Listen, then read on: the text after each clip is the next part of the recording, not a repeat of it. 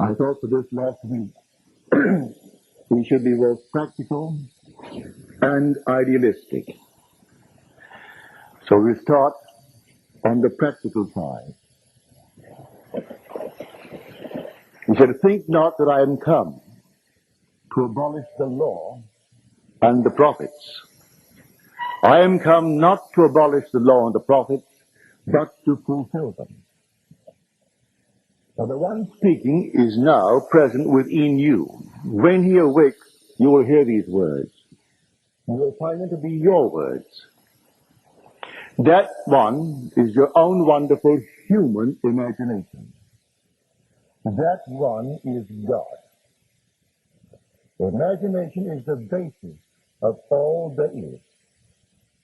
What is now proved to be true as far as they're concerned was once only imagined. Think of something in the world. It is now to you real that wasn't first imagined. So the secret of imagining is the secret of God. And so the secret of imagining is the greatest of all problems, to the solution of which everyone should aspire. Because supreme power, supreme wisdom, supreme delight lie in the far-off solution of this mystery. I can acquaint you with it and then leave you to your choice and its risk. Because everything in the world is created by this power. That I kill and I make alive. I wound and I heal. And none can deliver out of my hand. I create the light and make darkness. I create woe and I make weal. And even I am he, and there is no other God beside me. That's your own wonderful human imagination. But they are secrets to this power. And you and I, by experiment, we try to discover the secret. As we discover the secret of imagining, pardon me, we are discovering the secret of God. So God and imagination, human imagination, are synonymous terms. They're interchangeable. So when we read that if we know that he hears us in whatever we ask, we know that we have obtained that which we requested of him. If we know that he hears us in whatever we ask, no restraint. Now you may sit down and commune with what you think to be another than yourself, God. But because there are billions of us in the world, and there is but one God, and this fabulous universe, you might wonder if he heard you. But you have no doubt in your mind, if you identify God with your own wonderful human imagination, that he heard you. Can you believe that your own wonderful human imagination is God? So when you sit down as told in the 4th Psalm, commune with your own heart upon your bed and be silent. He hears you if you commune with self, but can you believe that communion with self was communion with God? Can you now assume that you are the one that you would like to be? Can you assume that one that you love is as you would like her or like him to be? Can you really believe that you're answered? I do not expect tonight that after a certain conception that the child will be born tomorrow. The vision has its own appointed hour. It ripens, it will flower. If it be long, then wait. It is sure it will not be late. A little child takes 9 months, a lamb 5 months, a chicken 21 days, an elephant, so they tell me, a year or more, a horse a year anyway. So every conception has its own appointed hour. It ripens, it will flower. If it seems to you long, then wait. It is sure it will not be late relative to its own nature. So can I now commune and expect that my communion with self is communion with God? Can I dare to assume that I am exactly what I want to be? Can I dare to assume that I am where I want to be? Even though at the moment my reason denies it, my senses deny it. Will it work? Well, it costs you nothing. Try it. It doesn't cost 1 penny to try it. As you're told, come, buy wine, buy milk without money, without price. Come and take it. Doesn't cost you 1 penny to dare to assume that you are where you would like to be. Though at the moment, reason denies that you are. Now, I am telling you what I know from experience. When I didn't have a nickel and desired a trip that would cost me well in excess of $1,000, and I dared to assume that I was where I would like to be. And I viewed the world from that assumption. Instead of thinking of it, I thought from it. Then I thought of where physically I was. And I saw that place in my imagination 2,000 miles to the northwest of me. And I slept in that assumption. And then in a way that I did not consciously devise, I had no way of knowing how it would ever work. But in a way I did not know, it unfolded. And that assumption hardened into fact. On the strength of that, I tried it again and again. And when it worked, I began to teach it. I began to tell others that their imagination is the cause of the phenomena of life. This was long before I realized the promise as recorded in Scripture. This was only the law. So we are told, blessed is the man who delights in the law of the Lord. In all that he does, he prospers. It didn't say if it was good for you. It left that entirely up to you to make the decision. You could choose something that may be horrible in time. You choose it without contemplating consequences. But he tells you, your imaginal act is a fact. Now, as he awakens within you, he reinterprets the law. He can't change the law. He interprets the law. Instead of abiding by the external traditions of our fathers, he tells us what the law really is when he awakes within us. You have heard it said of old, you shall not commit adultery. But I say to you, any man who looks lustfully upon a woman has already committed the act in his heart with her. He tells us that the restraint of that impulse is not enough. The act was committed at the moment of the imaginal act. I may contemplate the consequences and be afraid. My reputation will be at stake if they catch me. But at that very moment of the imaginal act, that was the fact. That's how he interprets the law. Well, now, no one can stop you from imagining. No one can stop you from imagining that you are secure. But you may say, I have no one in this world to whom I could turn, who could leave me a penny, and I have no money. I am beyond the age where they would employ me, and you could give yourself 1,000 reasons why it could not be. He's not asking for any reasons. Can you imagine? Well, who can stop you from imagining? That's all that concerns the awakened man within you. Can I dare imagine that I am what I want to be? Well, I can. I've done it a number of times. I've done it successfully for many that I love dearly, many that I do not know. I have failed often too, but the failure is in me. It is not in the law. Imagination plus faith is the stuff out of which we make the world. We are told all things were made in this manner. He calls a thing that is not seen as though it were seen, and the unseen becomes seen. And when I come to him, I must believe that he exists, and that he rewards those who believe in him.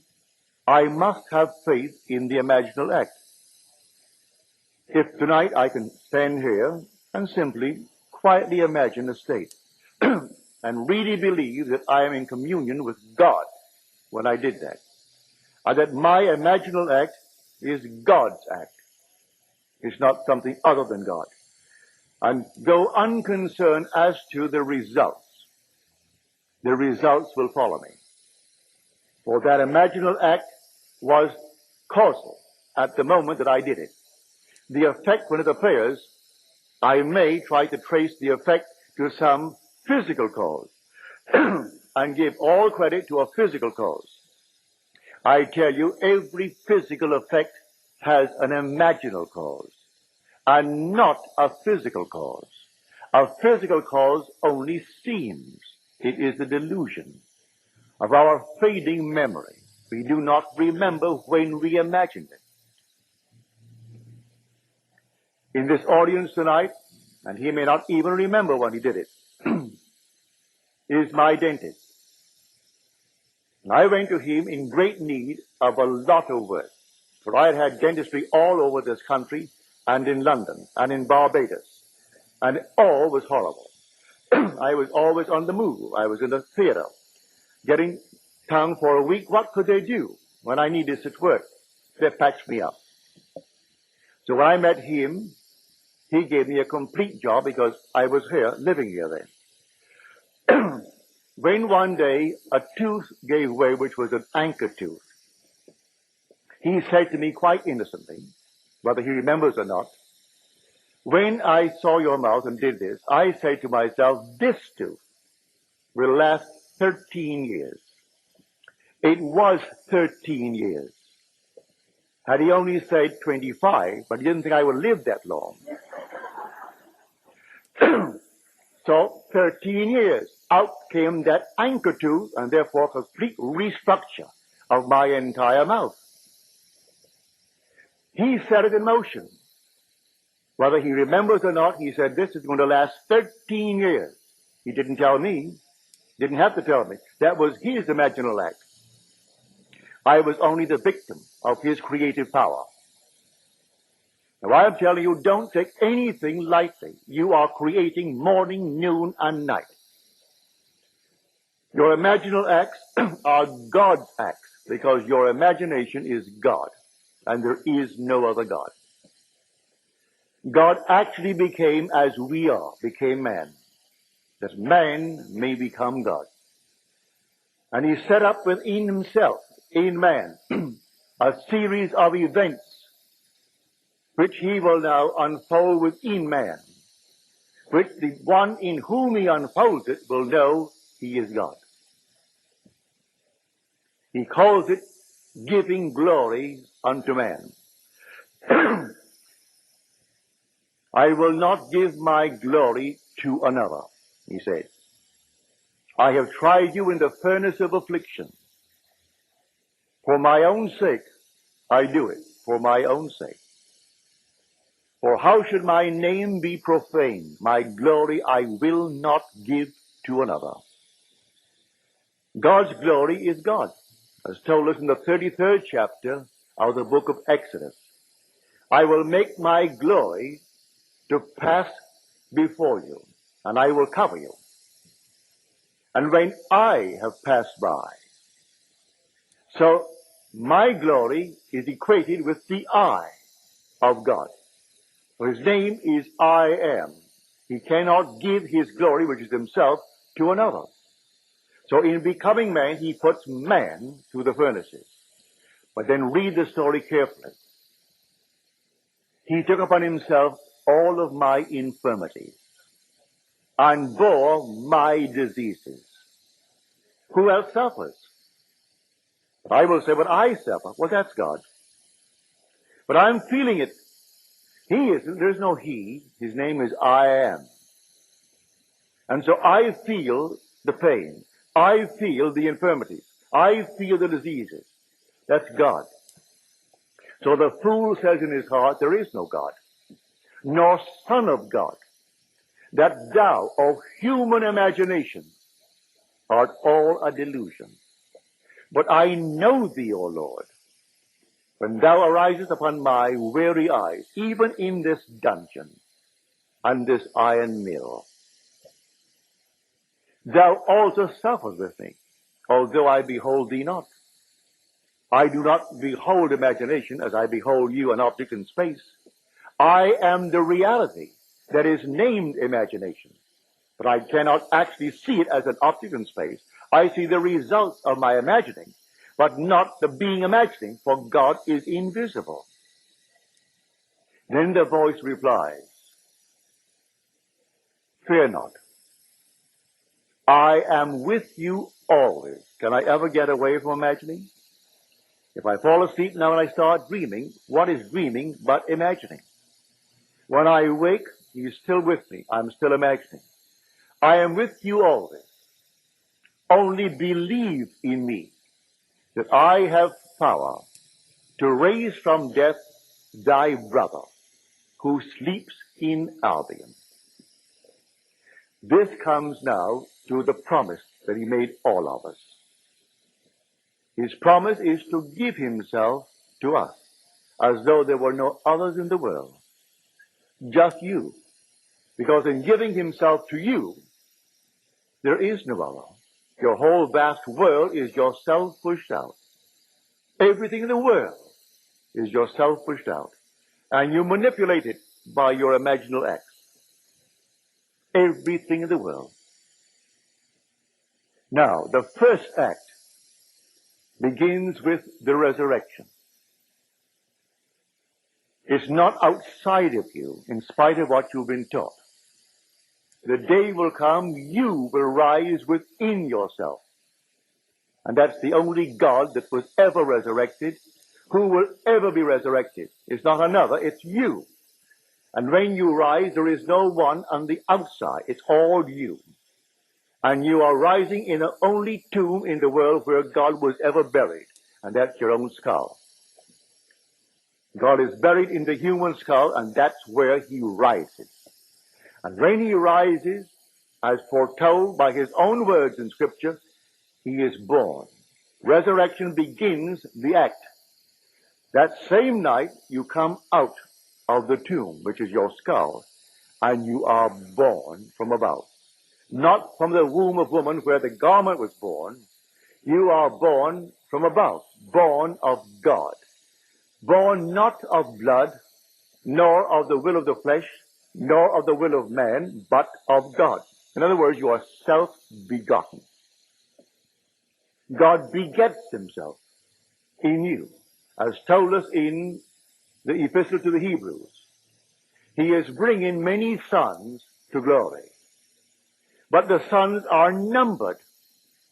Everyone born of woman is that son of God. As told us in the 32nd chapter of Deuteronomy, he has set bounds to the peoples of earth according to the number of the sons of God. But you would say, but look, there are 3 billion in the world. So what's that? I will make them more numerous than the stars, more numerous than the sands of the beach. Well, count them. You can't count the stars. We estimate them to be at trillions and trillions. These are the sons of God, bringing each that he chooses. He didn't bring all together. He brought a certain number, and that certain number he calls the second son. The second son is represented by this fabulous number. The first son is still waiting to come out. He complains because the second son went berserk, went amok, spent his power unwisely. Then he came to his senses and returned to his father, and the father embraced him and gave him the authority of himself. He gave him the ring, gave him the robe, the fatted calf, everything for the one who went out and came back to the Father. For his gift is the gift of himself to you who came out. I chose you in me before the foundation of the world. That's what we are told. Let the first son complain. He'll complain and complain. I served you, and you gave me nothing, not even a kid. He said, my son, all that I have is yours. But the most fabulous gift in the world, or possession in the world, is without meaning unless there is a knowledge of it and a readiness to use it. Going out as we did, we become aware of our possession. Then we can use it. Unless we went out into the world and misused it as we have done, we could not become aware of this power that is our own creative power, our imagination. I saw it so clearly one night. Here I am in this fabulous field of sunflowers, huge, lovely sunflowers. Each sunflower was a face, the human face, but they were all anchored in the earth. And I walked up and down among the sunflowers. They moved like an orchestra moves. They all moved in unison. If one smiled, they all smiled. If one didn't smile, no one smiled. They simply followed like an orchestra. If one bent over, they all bent over. And everyone did what the whole did. One, I didn't say one led them, seemed automatically to do it. And I felt, though I was alone, I could walk up and down, and they were anchored. They couldn't do it. I felt that I was freer, limited as I was, than all of them put together, beautiful as they were. These sunflowers of human faces, but they had not gone out. I was once a part of that infinite garden, not aware of what I possessed.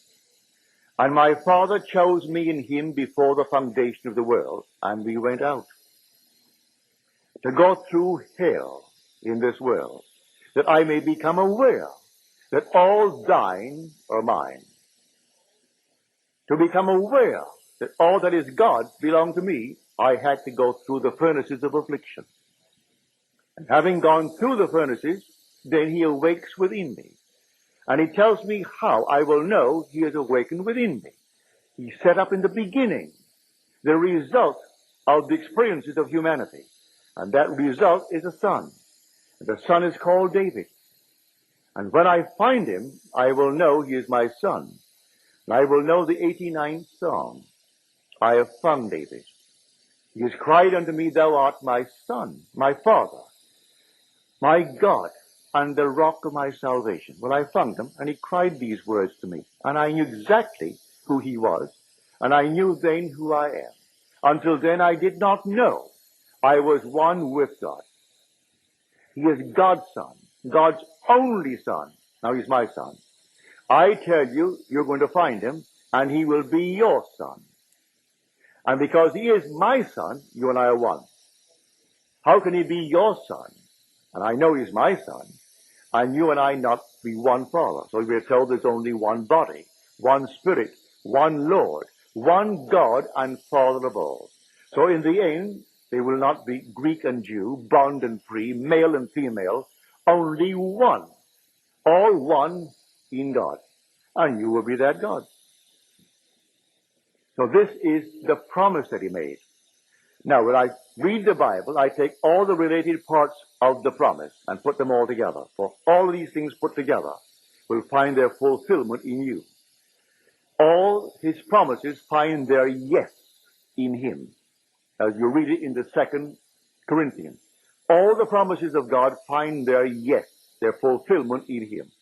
So there are 39 books. Together they form one book. But the context, which means the meaning of it, you'll find related, scattered over the 39. He pulls from this, from that, from the other, written over the centuries, and pulls them into one pattern. So Christ is the pattern man. That pattern is buried in man. It's the only Christ in the world.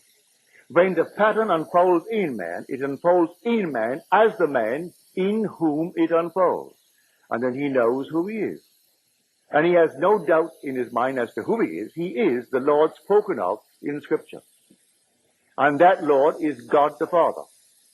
And the whole thing unfolds within him. But he does not abolish the law that he gave. He explains the law as a psychological law, and not a physical law. So if I long after someone, at that very moment, the act was committed. I state boldly. I stated boldly as my dentist said it boldly. It was committed. So I went blindly on, enjoying everything he did. It was perfect. And suddenly comes a little bleeding thing, which no one could stop. Out comes the tooth. He set it in motion the day he said to himself, not to me, it'll last 13 years. I checked it. It was 13 years. So Blake said in his wonderful Jerusalem, oh, what have I said? What have I done? Oh, all-powerful human word. For the word of man is the word of God, and the word shall not return unto me void. It must accomplish that which I purpose, and prosper in the thing for which I sent it. But man forgets his word. Then it comes up, and he looks for a physical cause for it. Now we start searching. Well, you know what? Well, your system is run down. Did you have fever? Did you have so-and-so? And you ask 1,000 questions of the one. Did you have so-and-so? You said no, no, no. No one thinks of that moment when the word went out. So the word goes forward, and it cannot return unto us void. It must accomplish that which I purpose and prosper in the thing for which I sent it. I can see my father now. Back in 1919, there were 10 of us, 9 boys and a girl. He was a ship chandler. He had a grocery store and a liquor store and a meat store, regular little grocery. And he supplied ships. And the ships were bringing the boys back from the First World War. And they would tell him all kinds of stories. At dinner, he would say to my mother, we will have another war in 20 years. In 20 years, there will be another war. It will be against Germany, but this time it's going to be Germany and Japan. He didn't mention Italy, but it will be Germany and Japan. We will again have America as our ally. France will be our ally. And Mother would say, Joseph, we have 9 sons. In 20 years, they'll all be eligible to go to war. We were kids, 1919. I was 14 years old. In 1939, on the first day of September, war broke. Exactly 20 years. What did my father know of any prophecy concerning this? He was only repeating what he heard from the captains and the stewards and the chief officers as he did business with them. But they were his words. And he said it with conviction because he believed these men knew what they're talking about.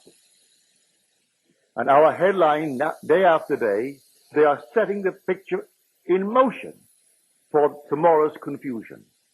There are men who are paid enormous salaries to write scare headlines. All right, so he writes the scare headline thinking it only sells the papers. It isn't going to hurt anyone. It isn't. We are going to fulfill them. We fulfill all of our words because God and man are one. Man is all imagination, and God is man, and exists in us and we in him. The eternal body of man is the imagination, and that is God himself. And God's word is man's word, and it cannot return unto him void. It just can't if he speaks it with conviction. So imagination plus faith. These are the very stuff out of which we fashion our world. So can I tonight be alone and commune with myself and be confident that he heard me? I know that I heard myself. Well, that self is God. If we know that he hears us in whatever we ask, we know we have obtained, not going to, we have obtained that which we request of him.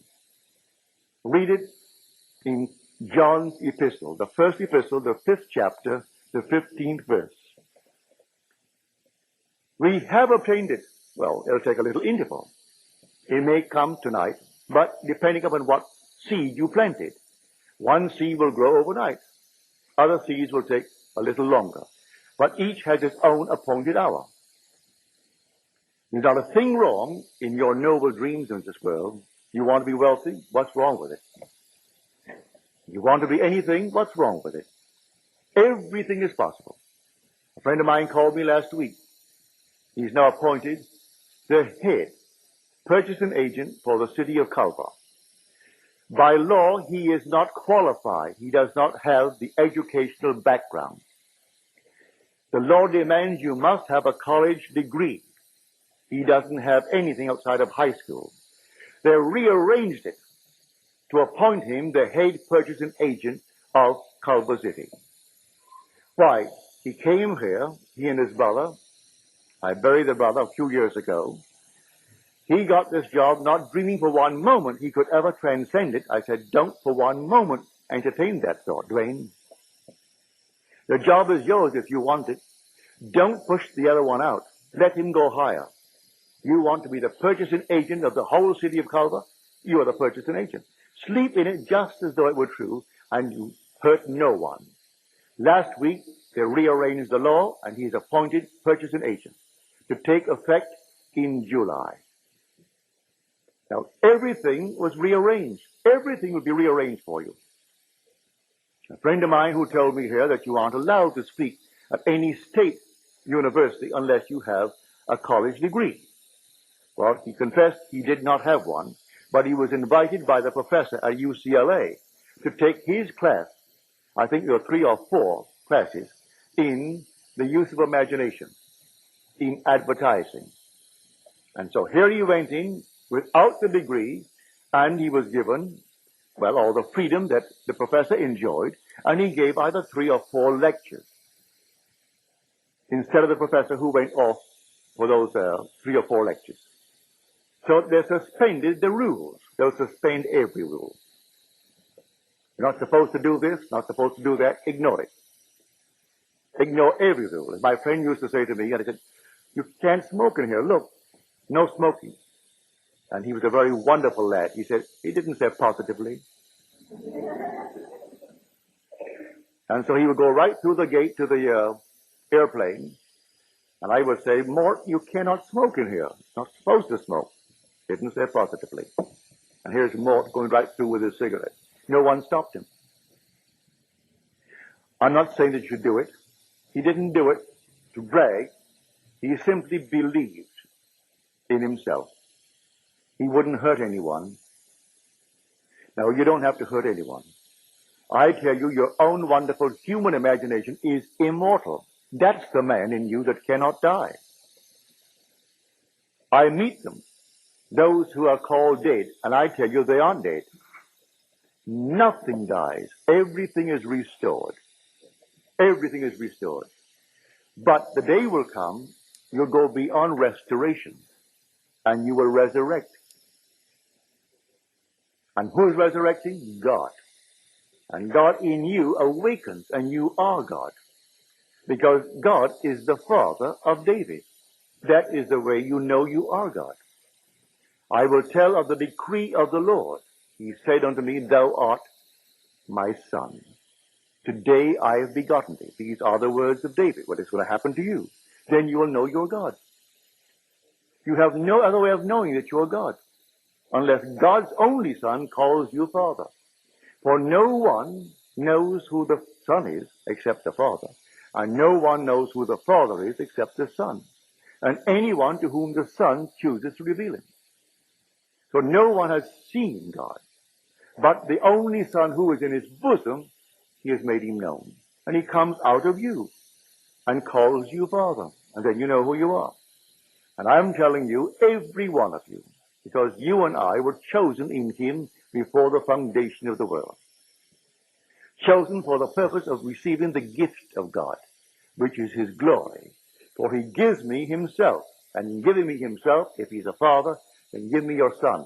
You can't give me yourself in part. Give it to me in totality. So if you are a father, then where is your son? Your son must be my son. And he gives me his son. So he so loved us, he gave his only begotten son. To whom? To you, to me, to every child born of woman. To every one of us will become fully aware that we are God.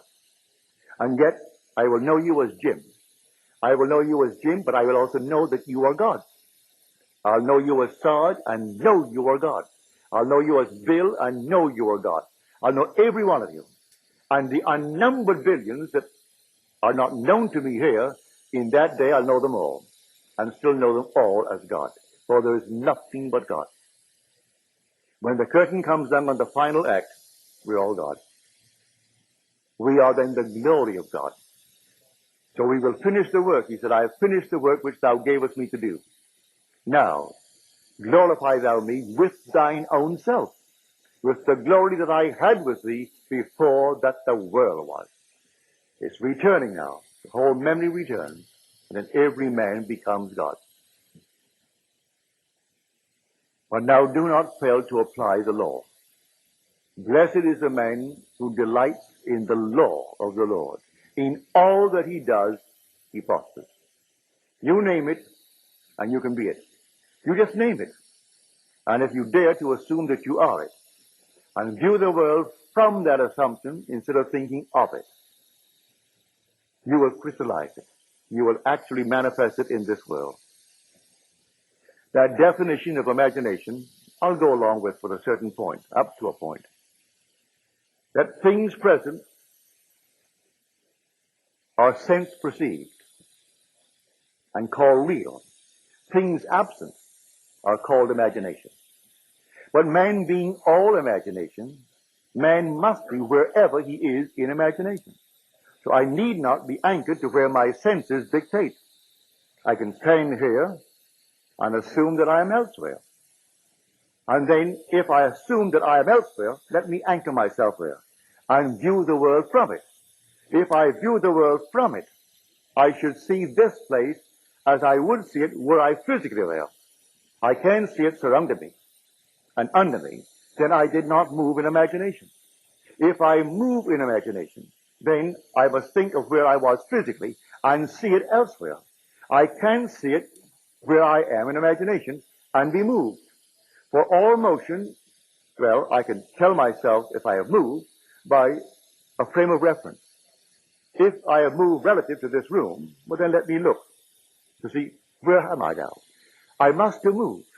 For motion can be detected only by a change of position relative to another object. Well, here is the object. I assume now that I am, I name it. If I am elsewhere, let me think of this room. Well, I can't see it as I now see it. If I see it as I now see it, then I didn't move. I can only move if I see it differently. Well, now, if I move, and now I'm standing in my home, sitting in my chair in the living room. Now let me think of this club.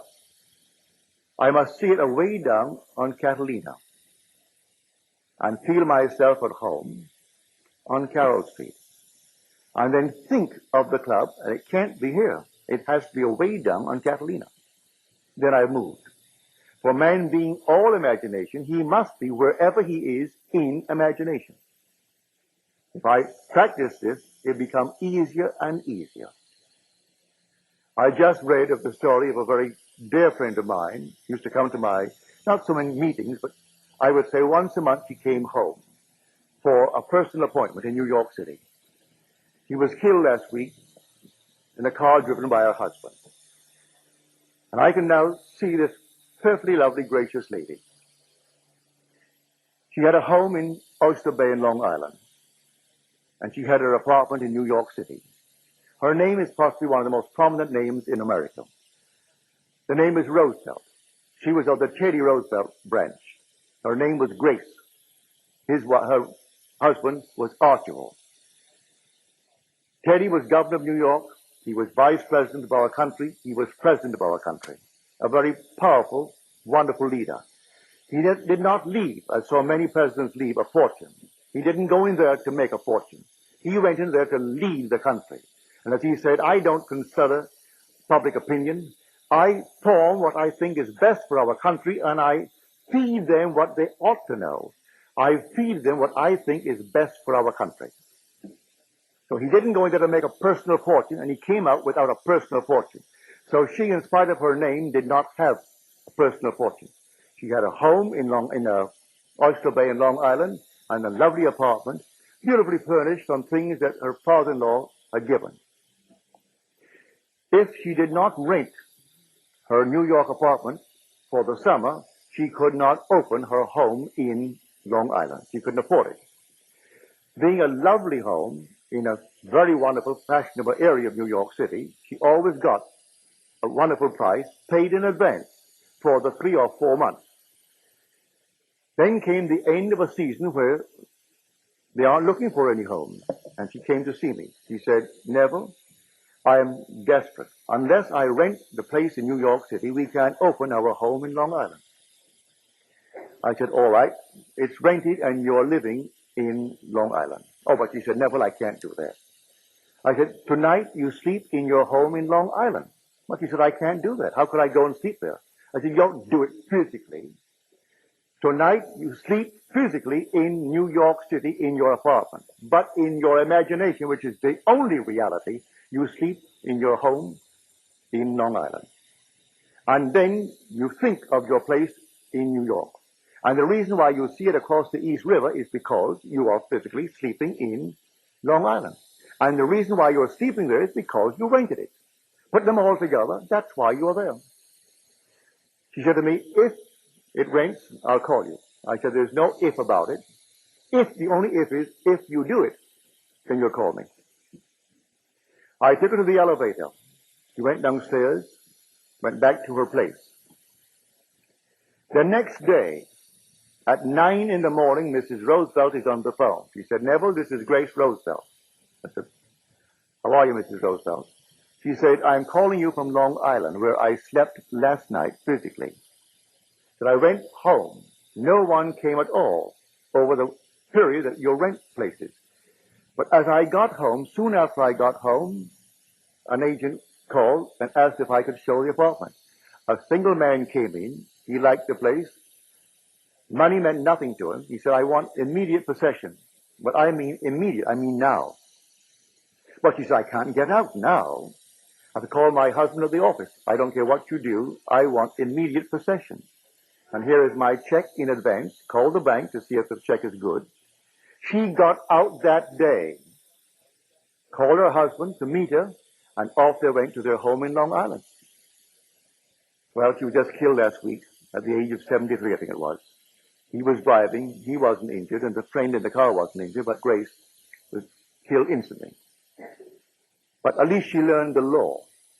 She didn't come to the meetings very often because she said in her capacity, she was a pillar of the Episcopal Church in New York City, also in Long Island, and it would not be advisable to be seen in my meeting place.